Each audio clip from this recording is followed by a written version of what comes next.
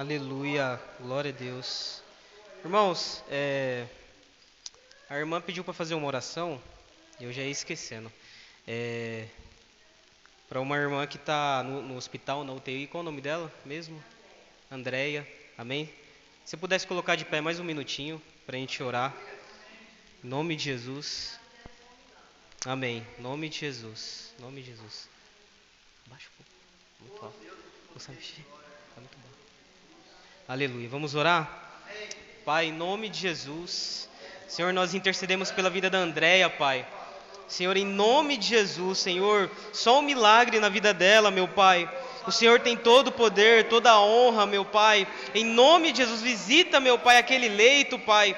Meu Deus, faz o milagre, Senhor. Em nome de Jesus, Pai, cura a vida dela, Senhor. Coloca as tuas mãos em nome de Jesus, Pai. Envia os teus anjos, meu Pai, nesse momento. Meu Deus, em nome de Jesus, coloca as tuas mãos, Pai. Cura a vida dela em nome de Jesus. Nós intercedemos, Pai, que venha ser curada em nome de Jesus. Em nome de Jesus. Aleluia. Glória a Deus. Pode se assentar, em nome de Jesus. Glória a Deus. Aleluia. Glória a Deus. Hoje o tema é sobre o grito de guerra, né, desse ano, Ebenezer. E quando o irmão Adriano falou que esse era o direcionamento para esse culto, eu falei, Senhor, que eu vou tirar, né? Porque eu já vi campanha de Ebenezer, o ano de Ebenezer, pessoas ministrando e chega um momento que parece que o assunto ele até se esgota. Mas a palavra do Senhor, ela se renova cada manhã. A palavra do Senhor, ela traz um significado todo dia novo. Você pode ler a mesma palavra durante 20 anos e ela vai ter um significado novo na próxima manhã. Até porque a nossa vida, ela não pode ser como o povo de Israel que andou em círculos.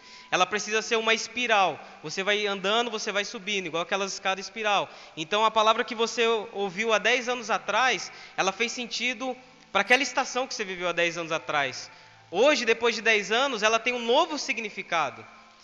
Então a palavra do Senhor, ela se renova todas as manhãs. Deus é ilimitado. Vira para a pessoa que está do seu lado e fala assim, Deus é ilimitado. Não coloque ele numa caixa. Não coloque ele numa caixa. O Senhor, ele pode te surpreender. Em lugares de cotidiano, de ordinário, Deus pode fazer o sobrenatural. E quando eu esbarrei essa passagem, eu pensei, né, obviamente, né, a gente acha que Ebenezer significa até aqui nos ajudou o Senhor, e não significa isso. Eu também achava isso, e aí fui estudar. Então já comecei a pensar sobre, né, palavras sobre gratidão, palavras sobre, sei lá, você entrar em um novo ciclo com gratidão. Mas Ebenezer, e eu vou explicar o contexto mais adiante, significa pedra de ajuda.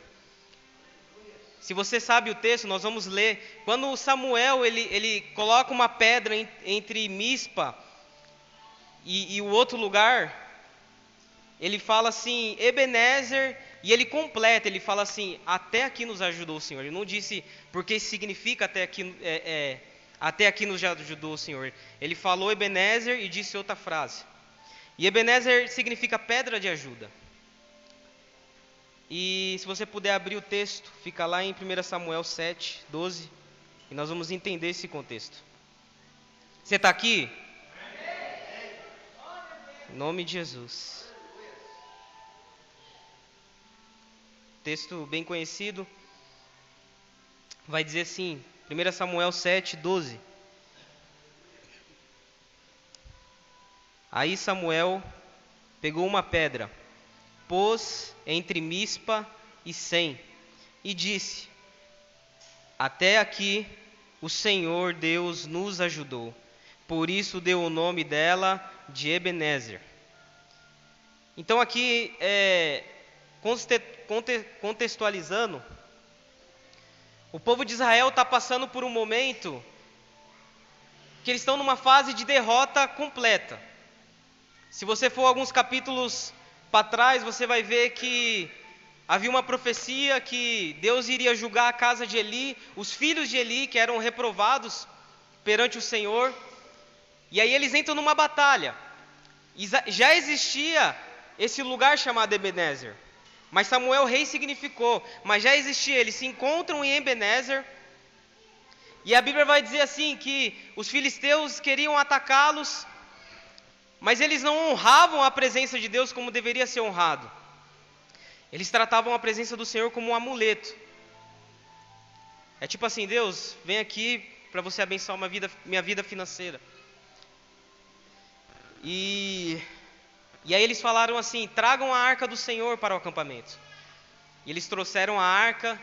E quando a arca chegou, todo mundo começou a gritar muito, gritar tanto, que os filisteus começaram a ficar apavorados. E eles falaram, olha, eles já tinham ciência, já tinham conhecimento da arca de Deus. Irmão, já tinha fofoca naquele tempo. Eles tinham ouvido falar que o povo saiu do Egito, que Deus matou os egípcios, que Deus lançou pragas. Quando eles ouviram falar a arca de Deus chegou no acampamento, os filisteus tiveram mais reverência pela presença de Deus do que o povo de Deus.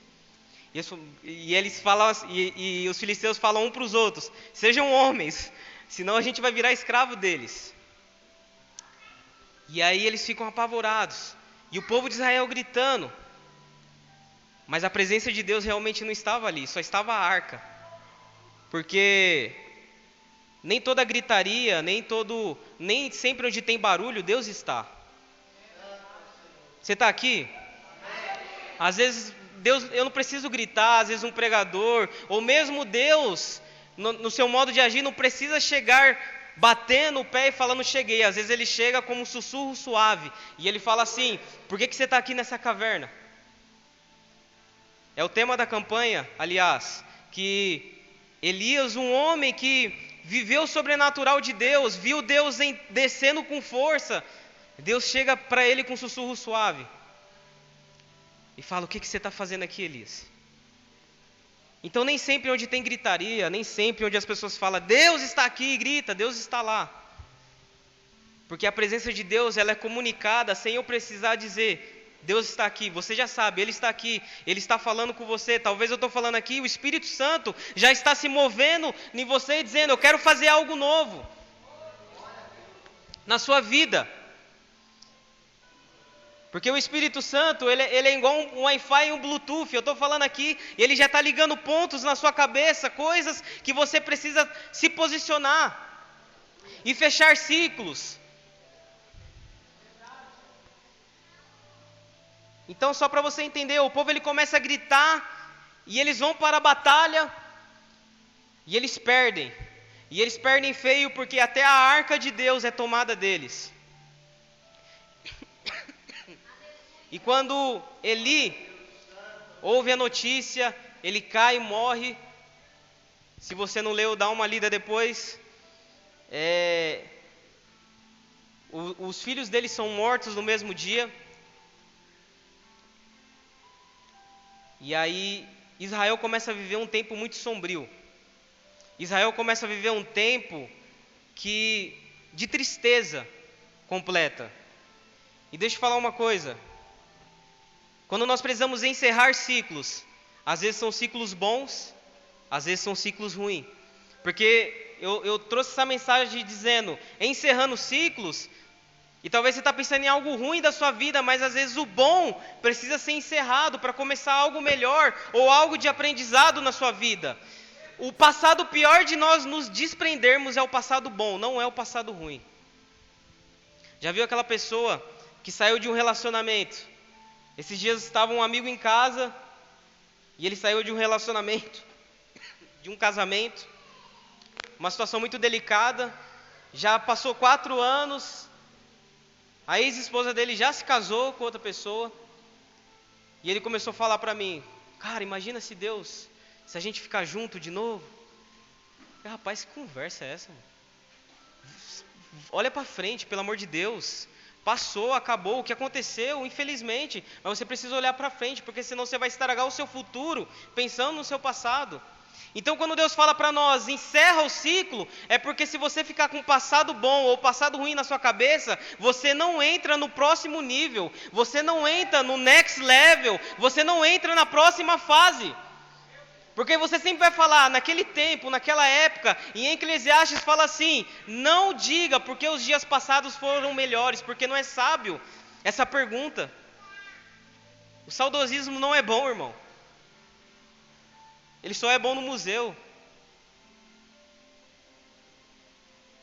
E por incrível que pareça, Ebenezer é pedra de ajuda, porque há momentos, obrigado irmão, que Deus precisa colocar uma pedra, senão você não encerra esse ciclo. Se Deus não usa Samuel, e Samuel não coloca uma pedra e diz Ebenezer, Israel ia ficar naquele ciclo de derrota toda a vida. E Deus está falando assim, é um novo tempo. Não importa o que aconteceu na sua vida, eu estabeleço nova todas as coisas. Você pode estar aqui 20 anos dentro dessa igreja e Deus tornar tudo novo. Porque odre velho não suporta vinho novo. Deus quer derramar algo novo sobre a sua vida, algo novo sobre a sua história. Deus é um Deus de novidade, irmão. A Bíblia está aí para provar isso. Nós não conseguimos encerrar ciclos. O povo viu tantas coisas e quando chega em Gideão, a vez de Deus usar Gideão, sabe o que Gideão fala para o anjo? Por que o Senhor não se move do mesmo jeito que você se movia nos dias passados? E Deus fala, eu vou fazer algo novo, só ser forte. Porque Deus não vai fazer o que Ele fez há 20 anos atrás. Deus vai fazer algo novo a partir de agora na sua vida.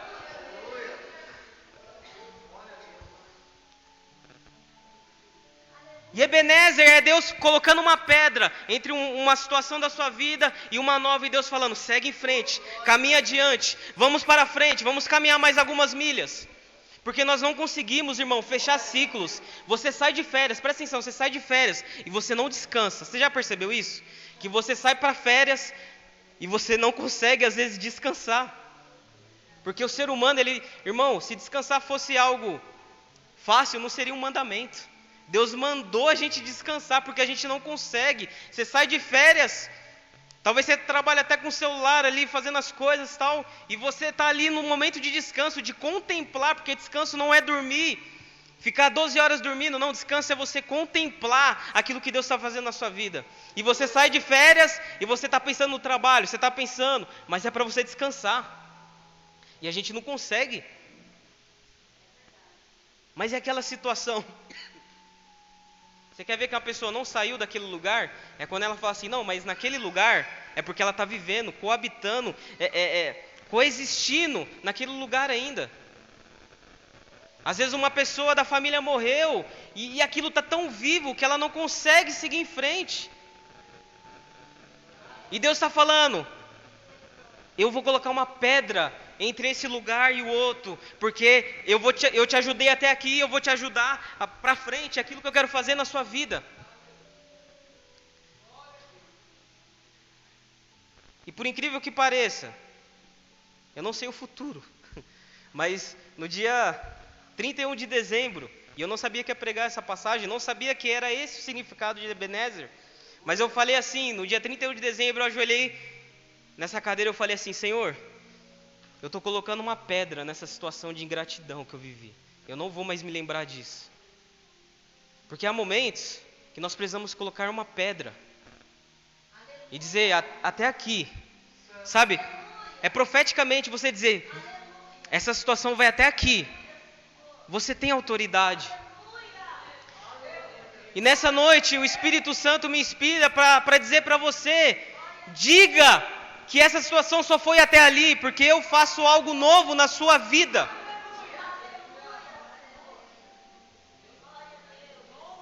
Quando Deus ele falou lá em Gênesis que nós somos criados à imagem e semelhança dele, é porque eu e você somos igual ao nosso Pai. Tudo está deformado e você pode dizer pelos olhos da fé, haja luz a luz sobre essa situação, haja espiritualidade sobre essa situação. E você pode, pelos olhos da fé, encerrar ciclos. Jesus disse que você pode movimentar montanhas no reino espiritual, mesmo que a sua fé seja pequena.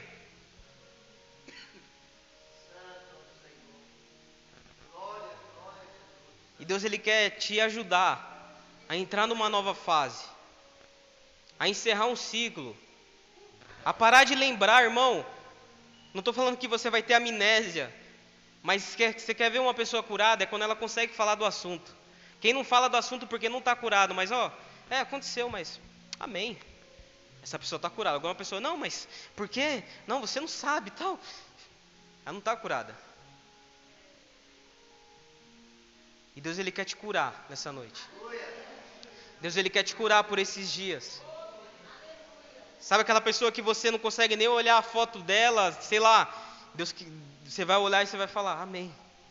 Porque Deus vai curar, Deus vai colocar as mãos, Deus vai mover. Que Deus quer te entregar algo novo. O Senhor ele quer entregar algo novo para você. Israel, eles entram num novo ciclo.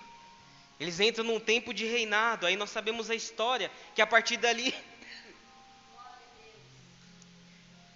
começa a vir Saul, e aí vem Davi, e começa a vir um tempo de adoração sobre Israel.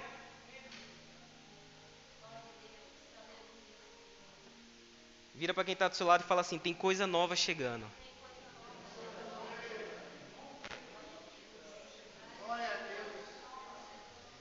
Aleluia. Tem coisa nova chegando, meu irmão, para a sua vida. Entra nessa nova fase que o Senhor está colocando uma pedra para você viver algo novo. Tem uma música que fala, eu quero viver algo novo. Mas eu não vivo algo novo com uma estrutura velha. Eu não vivo algo novo com odres velhos. Deus não derrama. Deixa eu tomar minha água, que senão...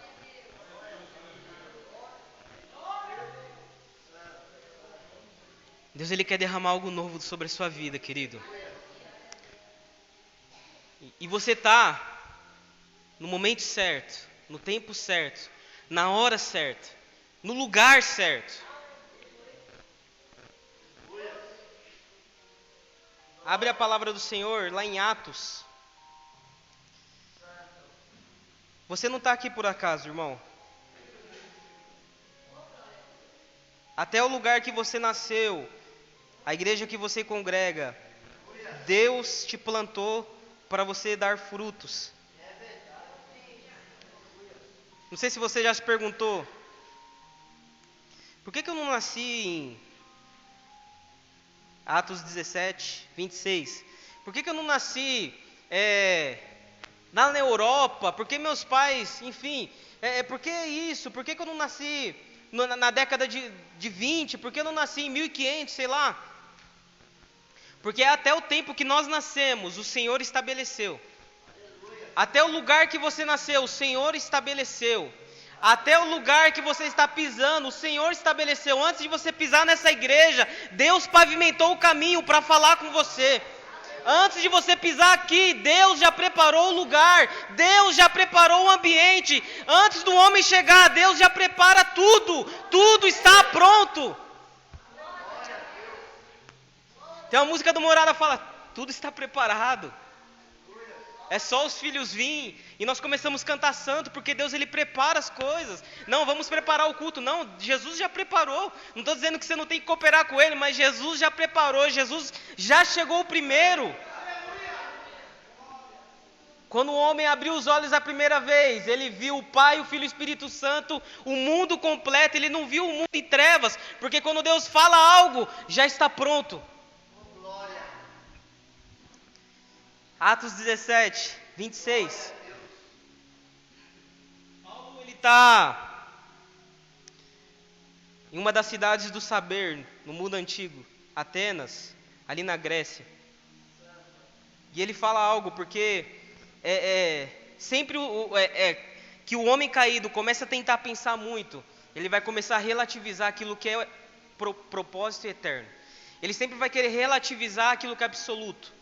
Você vê pelos gêneros criados pelos ativistas. Há muito tempo atrás, eu estava conversando hoje com um amigo do trabalho, a sigla LGBTQIA+, Z, sei lá, era só o GLS. E aí eles começaram a implementar coisas, porque o homem caído começa a relativizar tudo. Não, Deus não criou homem e mulher, Deus criou um homem que tem sentimento por um cachorro. Não sei se você sabe, na Europa, eles estavam querendo colocar uma sigla no LGBTQIA+, que são as pessoas que se sentem, é bizarro, mas é verdade, se sentem um cachorro, se sentem atraídos por um animal, para suavizar o pecado de um homem com um animal, de uma mulher com um animal. Então assim, é loucura, porque o homem, quando ele começa a pensar demais, ele começa a relativizar tudo, ele começa, aconteceu uma explosão e tudo veio do nada, você é um fruto do acaso. Não, você é fruto do que Deus falou antes da criação do mundo. Você é fruto de algo que estava planejado.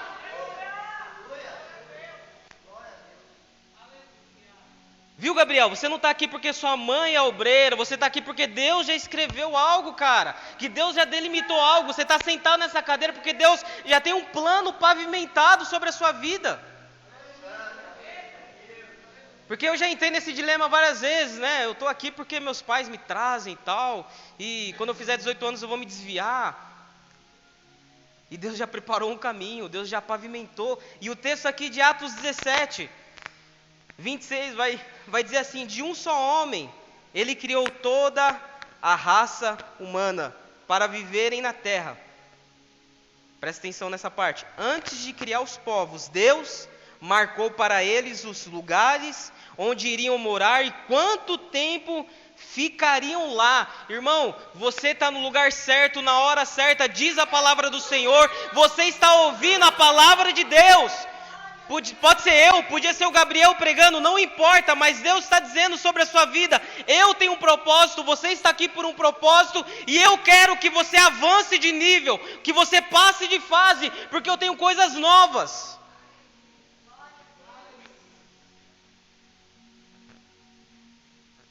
Eu sempre gosto de falar dessa passagem, porque às vezes você está aqui, você está falando: eu vim cumprir mais uma agenda, eu vim cantar mais um dia. Não! Você veio adorar o Senhor, e você veio porque Deus tem algo sobre a sua vida. Porque, irmão, demora muito tempo para acontecer algo de repente, mas quando acontece, Deus move. E o Senhor está dizendo: você está no lugar certo, você está no momento certo, na hora certa.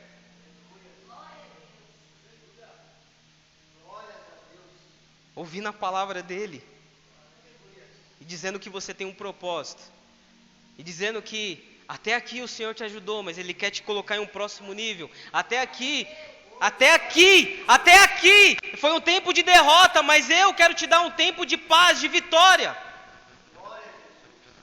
Até aqui talvez seja um tempo de paz, de vitória, e Deus quer te levar para um tempo de aprendizado. Não importa, o que importa é que quem está te conduzindo é quem criou o universo.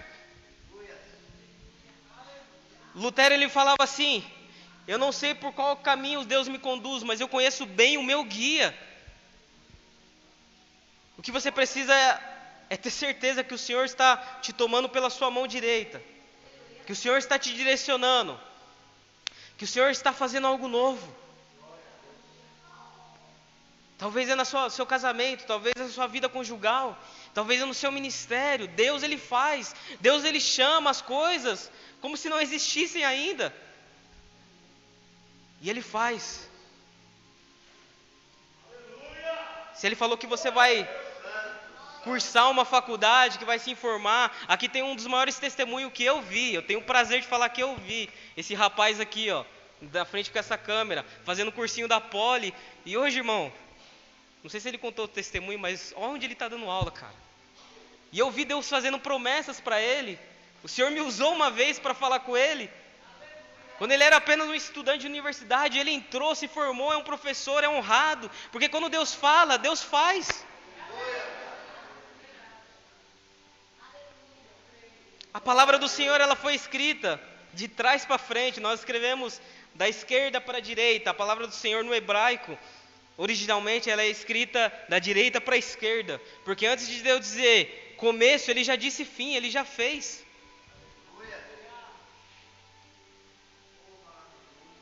E o Senhor, Ele quer, nessa noite, chamar para um novo tempo. Mas para viver esse novo tempo, você vai precisar encerrar o tempo que você viveu. Você vai precisar fazer coisas novas, permitir-se aprender algo novo, dizer para si mesmo: eu não sei de tudo, porque só aprende quem tem humildade. Alguém chega na faculdade, Elza, falando assim: não preciso saber de nada, ninguém, porque a pessoa ela precisa ter um mínimo de humildade, dizer: eu não sei nada disso, desse novo universo que eu estou aprendendo, então eu preciso aprender com o meu professor, com o meu colega que talvez pega mais rápido, mas eu preciso ser humilde. E o Senhor, Ele quer te conduzir pela sua mão com humildade. O pastor Luciano Subirá, ele fala algo: tem um espírito ensinável. Quem não tem um espírito ensinável, Deus precisa usar cabrescos para conduzir. Deus quer te tomar pela mão. Deus não quer que você seja como um cavalo, uma mula, que é usado cabresco à força. Não, Ele quer te conduzir pela mão, porque você é filho. E filho Ele conduz pela mão. Mas nós precisamos ter um espírito ensinável. E como é difícil encerrar ciclos, eu falo isso porque eu sei que é difícil encerrar ciclos que nós passamos, mas é possível. Se você se permitir o Senhor te colocar uma nova estrutura, Ele vai derramar o vinho novo. Se você permitir o Senhor te vestir de vestes novas, Ele vai derramar um óleo novo de alegria sobre a sua vida. Mas você precisa se permitir. Você precisa ouvir a voz do Espírito Santo te dizendo: filho, vem por aqui. Filho, vai um pouquinho mais para a direita. Filho, vai um pouquinho mais para a esquerda. Filho, ouça a minha palavra. Filho, perdoe.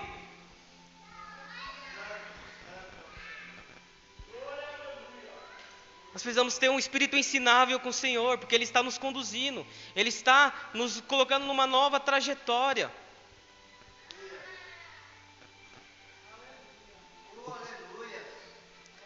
E eu encerro aqui contando uma história da palavra do Senhor. Eu não me lembro agora, mas enquanto eu falo, se alguém puder procurar na Bíblia, que for rápido, uma passagem que fala que quando lançaram o fundamento do novo templo, os velhos choravam e os jovens faziam festa. Isso foi depois do exílio, está em Neemias ou em Esdras. Eu vou contextualizando e nós vamos ler depois. Se alguém puder achar esse texto rapidamente. Mas nós conhecemos, e eu só contextualizando, Esdras vem da mesma linhagem, da mesma origem da palavra Ebenezer. Esdras significa ajudador. Então, aqui nesse momento, Israel está vivendo uma tipologia daquilo que eles viveram há anos atrás lá com Samuel. Tipologia é um tipo que está figurando algo futuro. Então eu já falei isso. Israel a pessoa, que era Jacó, simbolizava a Israel, a nação. Então ele tinha 12 filhos, que iriam significar 12 tribos. Moisés era uma tipologia de Cristo. Enfim, eu não quero entrar a fundo nesse assunto, mas esse momento da história está justamente fazendo uma tipologia daquilo que Israel viveu aqui em 1 Samuel 7.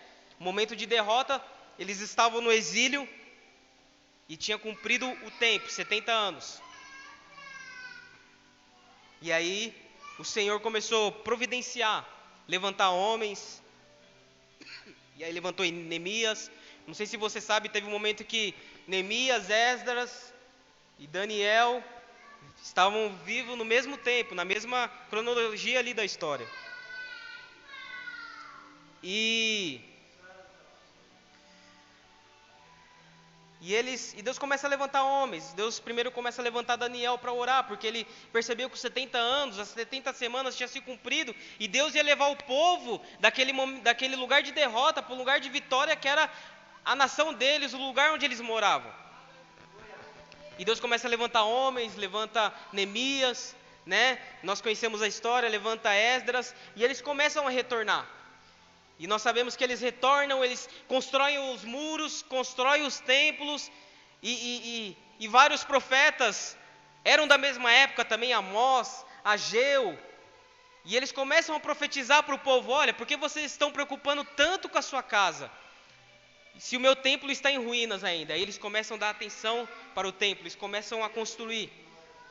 Alguém achou? Aí, que benção. Isso. Esdras 3:12. Porém, muito dos sacerdotes, presta atenção, e levitas e chefes dos pais, já idosos, que viram a primeira casa, choraram em altas vozes quando sua vista foram lançados os fundamentos, o alicerce do novo templo, desta casa. Mas muito levantaram as vozes com júbilo e alegria. E outra tradução vai falar que os jovens que nasceram ali no exílio celebraram. E aí você vai ler esse texto, você não vai entender nada, obviamente, né? Porque os idosos, e a Bíblia vai falar assim, que eles viram o antigo fundamento. E eles veem aquilo, e eles estão chorando. E os jovens que nasceram ali no exílio, não eram tão jovens assim, eles estão olhando e celebrando, porque eles nasceram no exílio, eles viram Deus cumprir, que eles iriam voltar, eles estão falando glória a Deus, eles estão gritando.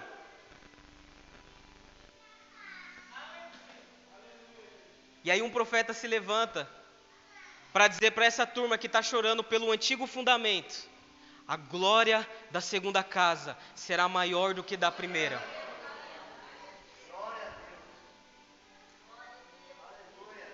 Então, pare de chorar o antigo mover. Pare de chorar aquilo que Deus fez lá atrás. Pare de chorar. Sabe o que esses velhos estão falando? Eles estão vendo um novo fundamento. Eles estão falando assim, mais ou menos: é ruim que esse novo templo vai ser tão bom com o que o Salomão fez. É ruim que isso vai ser tão bom. Mas Deus se levanta o profeta e diz assim: eu vou fazer a glória ser maior da segunda casa. Eu vou fazer.